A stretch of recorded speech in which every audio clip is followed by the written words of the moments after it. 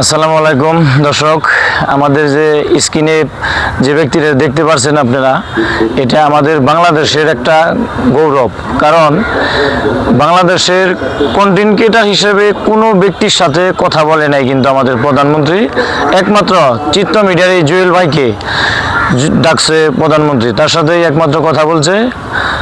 আর অন্যান্য content creator তার সাথে দেখা করতে পারে নাই। তো আমরা স্যালুট জানাই জুয়েল ভাইকে, চিত্র মিডিয়াকে, জানি আমরা ভালো ভালো প্রকৃতির এই ভিডিও আমরা দেখতে পারি।